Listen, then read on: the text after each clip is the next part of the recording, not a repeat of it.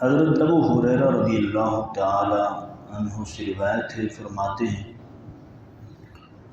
اللہ کے محبوب رسول کریم صلی اللہ علیہ وسلم نے حکم دیا ایک بکری کے دودھ دہنے کا ضعفہ ضعیف جب آپ صلی اللہ علیہ وسلم کی خدمت میں ایک کافر مہمان ٹھہرا، فحلبت، آپ صلی اللہ علیہ وسلم کے حکم سے دودھ بکری کا نکالا گیا، فشرب حلبہ، تو اس کافر مہمان شخص نے اس بکری کا پورا دودھ پی لیا، ثم اخرى، پھر دوسری مرتبہ اسے پیش کیا گیا تو اس نے پورا پیا، پھر ایک اور مرتبہ اسے پیش کیا گیا اس نے پورا پی لیا، یہاں تک کہ حضرت ابو ہریرہ فرماتے ہیں اس نے 7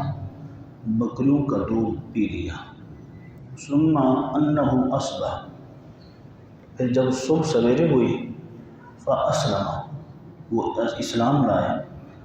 تو آپ صلی اللہ علیہ وسلم نے اس کے بارے میں حکم دیا ایک اور بکری کے دودھ نکالنے کا، فحلبت، بس بکری کا دودھ نکالا گیا تو اس نے اس بکری کا دودھ پی لیا، پھر دوسری بکری کے دودھ نکالنے کا حکم دیا گیا تو اس نے اس کا نہ پیا، تو آپ صلی اللہ علیہ وسلم نے فرمایا المؤمن یشرب، مومن فی معام واحد، ایک آنت سے پیتا ہے اور کافر 7 آنتوں سے پیتا ہے۔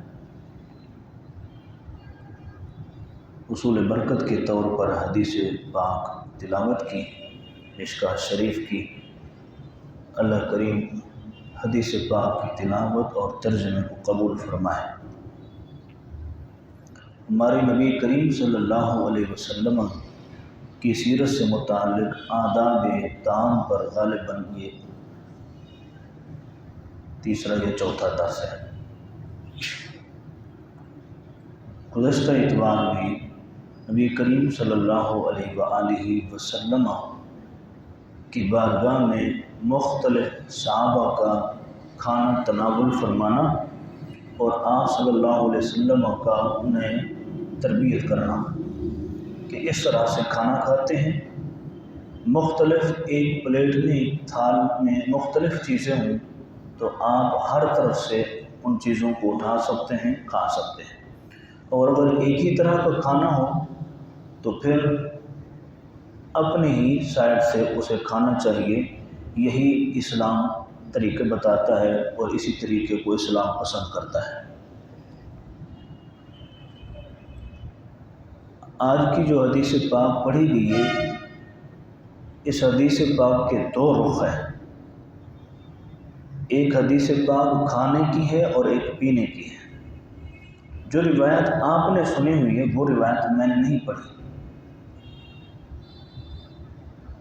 کہ نبی کریم صلی اللہ علیہ وآلہ وسلم نے فرمایا کہ کافر 7 آنتوں سے کھاتا ہے اور مومن 1 آنت سے کھاتا ہے۔ اس روایت کے اندر جو حضرت ابو ہریرہ رضی اللہ تعالیٰ عنہ روایت کر رہے ہیں کہ آپ صلی اللہ علیہ وآلہ وسلم کی بارگاہ میں ایک کافر مہمان ٹھہرا۔ اب آپ اس حدیث پاک کے مفہوم کو سمجھیں گے کہ حضور کی خدمت میں مہمان ٹھہرنے کی سعادت صرف مسلمان کو نہیں ہے بلکہ کافر کو بھی سعادت حاصل ہوئی ہے، اور اس سے بڑی سعادت یہ کہ اس کا ٹھہرنا اس کے اسلام لانے کا باعث بن رہا ہے،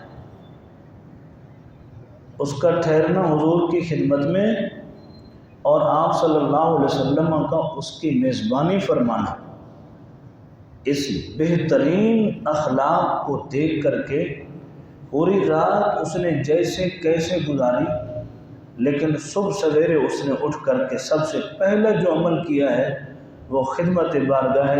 رسالت مآب میں انہوں نے اسلام لانے کا شرف حاصل کیا ہے۔ تو آپ صلی اللہ علیہ وسلم سے متعلق حضرت ابو ہریرہ جو کثیر التعداد روایات کے راوی کہ بارگاہ رسالت مآب میں ایک مہمان ٹھہرتا ہے، مذہباً بھی کافر ہے، اور آپ صلی اللہ علیہ وسلم نے اس کی میزبانی کو قبول فرمایا۔ اب بھی آپ غور نہیں کر پائے ہوں گے اس حدیث میں، جب اللہ کے محبوب صلی اللہ علیہ وسلم ایک انسانیت کی خاطر مذہباً تعلق نہ رکھنے والا شخص ہے، لیکن پھر بھی آپ صلی اللہ علیہ وسلم نے بطور انسان اس کی میزبانی قبول فرمائی ہے۔ بہت ساری باتیں اسی ایک جملے کے اندر نکل کر کے سامنے آتی ہیں۔ ہم حیثیت نہیں دے پاتے کہ دوسرے کو اپنی جگہ پر ہے، لیکن رسول کریم صلی اللہ علیہ وسلم نے جو ضابطے عطا فرمائے، آپ کی سیرت کے ہر نقطے کے اندر، ہر حرف کے اندر بہت ساری چیزیں مخفی ہیں، بہت سارے مسائل چھپے ہوئے ہیں۔ حضرت ابو ہریرہ فرماتے ہیں نبی پاک صلی اللہ علیہ وسلم نے، ظاہر ہے آپ صلی اللہ علیہ وسلم کے گھر میں کوئی دولت مال و متاع کی کثرت تو نہیں تھی، بکریاں یا پھر کھجور، سرکہ، شہد اور جو کا آٹا، جسے آج ہم اپنے معدے کی بہتری کے لیے استعمال کرتے ہیں۔ جس جو کے آٹے کو اپنے معدے کی بہتری کے لیے ہم استعمال کرتے ہیں، جو مہنگا ملتا ہے، اسے ہم لے آ کر کے اس کی روٹیاں بنا کر کے اپنے مریضوں کو کھلاتے ہیں۔ نبی کریم صلی اللہ علیہ وسلم کی پوری زندگی میں یہ جو کا آٹا تناول فرمانے کے لیے رہا ہے۔ اور آل عرب کا ابھی بھی طریقہ ہے کہ جب یہ روٹیاں بناتے ہیں تو ان کی روٹی بنسبت ہماری روٹی کے موٹی روٹی ہوتی ہے۔ ہماری روٹیاں چپاتی نما ہوتی ہیں اور ان کی جو روٹیاں ہوتی ہیں وہ موٹی ہوتی ہیں۔ یہ صرف آج کا طریقہ نہیں، یہ دور قدیم سے یہ طریقہ چلا آ رہا ہے، اور نبی کریم صلی اللہ علیہ وسلم کی سیرت طیبہ کے اندر بھی آپ دیکھیں گے تو آپ صلی اللہ علیہ وسلم نے ہی موٹی روٹی پسند فرمائی ہے۔ اور چپاتی کے بارے میں تو صحابہ فرماتے ہیں کہ ہمیں نہیں معلوم، حضرت انس رضی اللہ تعالیٰ فرماتے ہیں ما اعلم، میں تو نہیں جانتا۔ ایک 10 سال تک خدمت کرنے والا صحابی رسول وہ اس بات کو بیان کر رہا ہے، ما اعلم، میں نہیں جانتا کہ آپ صلی اللہ علیہ وسلم نے چپاتی کھائی ہو، بلکہ میں تو یہاں تک بھی کہنے کے لیے تیار ہوں کہ آپ صلی اللہ علیہ وسلم نے چپاتی کو کبھی پکتے ہوئے دیکھا بھی نہیں ہے۔ موٹی روٹی پسند فرمائی ہے، اور اس کی حکمتیں علماء نے جو بیان کی ہیں وہ یہی ہے کہ موٹی روٹی چونکہ معدے کے لیے ہضم ہونے میں دیر نہیں لگاتی، جبکہ چپاتی کا ہضم ہونا انتہائی معدے کے لیے مشکل ہوتا ہے۔ دیگر اور بھی بہت ساری وجوہات لکھی ہیں، بہرحال نبی کریم صلی اللہ علیہ وسلم نے موٹی روٹی ہی پسند فرمائی ہے۔ تو حضرت ابو ہریرہ فرماتے ہیں آپ صلی اللہ علیہ وسلم نے حکم دیا کہ میرے پاس مہمان ٹھہرا ہے، لہذا ان کے لیے بکری کا دودھ نکالا جائے۔ اور اہل عرب کی بکریاں بھی مشہور ہیں، اہل عرب کی بکریاں دودھ 3-3 4-4 کلو تک بھی دیتی ہیں، 3-3 4-4 کلو تک بکریاں دودھ دیتی ہیں۔ اب آپ اندازہ کریں گے، حضرت ابو ہریرہ فرماتے ہیں آپ صلی اللہ علیہ وسلم کے حکم سے بکری کا دودھ نکالا گیا اور لا کر کے اس کافر کو پیش کیے گئے جو مہمان ٹھہرا ہوا تھا۔ اس نے وہ سارا دودھ پی لیا۔ میں یہ نہیں کہہ رہا ہوں کہ 3 سے 4 کلو دودھ ہوگا، بس اتنا یہ کہنا ضروری ہے کہ اہل عرب کی بکریوں کے ہاں دودھ زیادہ ہوا کرتا تھا. ایک بکری کا دودھ نکال کر کے پیش کیا، اس نے پی لیا. اور آپ جانتے ہیں بکری کے اندر دونوں چیزیں ہیں، بکری کے دودھ میں دونوں چیزیں ہیں، غذا بھی ہے، پیاس بجھانے کا بھی اس میں بھرپور طریقہ ہے. اب کہتے ہیں کہ ایک مرتبہ دودھ نکال کر کے پلایا گیا، اس نے سارا پی لیا. اللہ بہتر جانتا ہے وہ بھوکا تھا، پیاسا تھا. پھر دوسری مرتبہ محسوس کیا، آپ صلی اللہ علیہ وسلم نے کافر کے بارے میں محسوس کیا کہ ابھی اسے طلب ہے، تو آپ نے حکم دیا کہ ایک اور بکری کا نکال. پھر دوسری بکری کا نکال کر کے پیش کیے گئے. پھر تیسری، چوتھی، روایت کے جو الفاظ ہیں 7 مرتبہ اسے دودھ پیش کیا گیا. 7 مختلف بکریوں کا دودھ نکال کر کے 7 مرتبہ اسے دیا گیا، اس نے پیا اور پورا پی گیا. اب نبی کریم صلی اللہ علیہ وآلہ وسلم نے جو بار بار اس کے طلب نہ کرنے کی وجہ سے اسے پیش کیا ہے، تو اس نے اس عمل کو دیکھا کہ اللہ کے محبوب صلی اللہ علیہ وآلہ وسلم کی یہ خوبی کہ میں اگرچہ زبان سے نہیں کہہ رہا لیکن وہ میری طلب کو محسوس فرما رہے ہیں. لہذا رات بھر تک وہ اس بات پر سوچنے پر مجبور ہو گیا کہ یہ دین اسلام جس کو نبی کریم صلی اللہ علیہ وسلم لے کر کے آئے ہیں یہ سچا ہے یا نہیں ہے. بہرحال حضور کی اس میزبانی کی برکت سے صبح سویرے تک اس کے دماغ نے اس کو صحیح فیصلہ یہ بتایا کہ تو اب تک جو زندگی گزار چکا ہے وہ بالکل باطل راستے پر تھی، غلط راستے پر تھی. اب راستہ جو ہے وہ دین مصطفیٰ صلی اللہ علیہ وسلم صحیح اور درست ہے. صبح اٹھا، سب سے پہلے آپ صلی اللہ علیہ وسلم کی خدمت میں حضور کی اس میزبانی کی برکت کو دے کر اس نے اسلام قبول کیا. اب نبی کریم صلی اللہ علیہ وسلم نے دیکھو نا، حضور حکیم بھی ہیں، طبیب بھی ہیں. حضور نے چیک فرمایا، حضور نے فرمایا اب ایسا کرو، کیونکہ یہ مسلمان بن چکا ہے، مومن بن چکا ہے، اب صبح بھی ہو چکی ہے، اسلام لا چکا ہے، بکری کا دودھ نکالا. اب بکری کا دودھ نکالا گیا، اسے پلایا گیا. اس نے ایک بکری کا دودھ پیا. پھر دوسری بکری کا نکالا گیا تو دوسری بکری کا دودھ وہ پی نہیں سکا. اب آپ دیکھ لیں، حضور نے پہلے بھی چیک فرمایا، حالت کفر میں اور حالت ایمان میں اسے چیک فرمایا. اب چیک فرما کر کے حضور نے فرمایا المؤمن، یہ الفاظ ہیں حدیث کے، المؤمن یشرب فی معاء واحد، کہ مومن جو ہے وہ ایک آنت سے کھاتا ہے اور کافر 7 آنتوں سے کھاتا ہے. 7 آنتوں سے کھاتا ہے. اب جب کافر تھا تو 7 مرتبہ مختلف بکریوں کا دودھ پی لیا، لیکن جب مومن ہوا تو صرف اور صرف ایک بکری کا دودھ پینا اور اس کے لیے کافی اور شافی ہو گیا. دین میں نبی کریم صلی اللہ علیہ وآلہ وسلم نے صرف اور صرف اسلام کی تبلیغ کے فریضے کو بھی سر انجام نہیں دیا، بلکہ اللہ کے فرامین پر پریکٹیکل کر کے بھی دکھایا ہے اور سمجھایا کہ دیکھو کافر تھا تو یہ حالت تھی، مومن تھا تو یہ حالت ہے.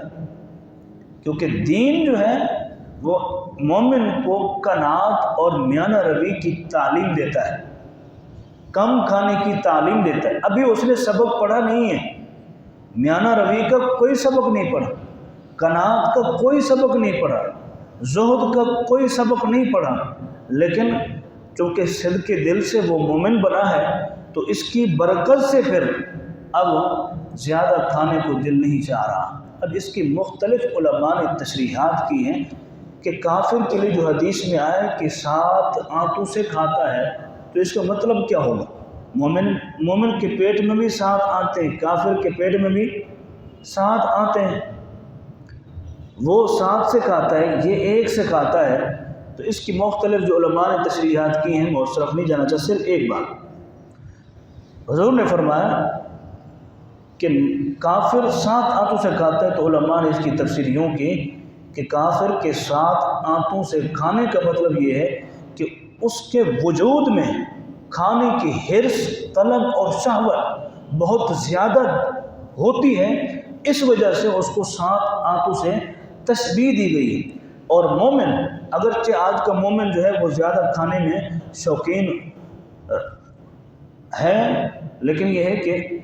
حضور نے جو بات ارشاد فرمائی وہ مومنوں کی اکثریت سے متعلق فرمائی ہے کہ اکثر مومن جو ہوتے ہیں وہ قناعت اور میانہ روی اختیار کرتے ہیں، تو اس کا مطلب یہ ہے کہ وہ ایک آنت سے کھاتے ہیں، اور ایک آنت میں انسان تھوڑا سا ہی کھا سکتا ہے۔ لہذا یہ علماء نے تصریحات کی ہیں۔ اس وقت جو ہمارے ہاں موجودہ دور میں عالم کفر ہو یا عالم اسلام ہو، تقریباً لوگوں کے کھانے کا جو رواج ہے اور کھانے پینے کے جو طور طریقے ہیں وہ بدل چکے ہیں۔ ہم کھانے پینے کے معاملات میں اب ایک ڈش کو پسند کرنا بالکل موافق نہیں سمجھتے۔ اب مختلف ڈشیں ہمارے ہاں پسند کی جاتی ہیں، مختلف کھانے پسند کیے جاتے ہیں، اگرچہ یہ بھی غلط نہیں ہے، لیکن دین کے اندر جو ہے وہ ولا تسرفو کا لفظ موجود ہے، اسراف کا لفظ موجود ہے۔ اسراف نہیں ہونا چاہیے، خواہ وہ نجی محفل ہو یا فنکشن کی محفل ہو یا دیگر محافل و تقریبات ہوں، ہر طرح سے اسراف سے متعلق قرآن اور حدیث پاک صلی اللہ علیہ وسلم اس کی نفی فرما رہے ہیں۔ اور اسی سے ریلیٹڈ ایک اور حدیث ہے، وہ حدیث پاک یہ ہے،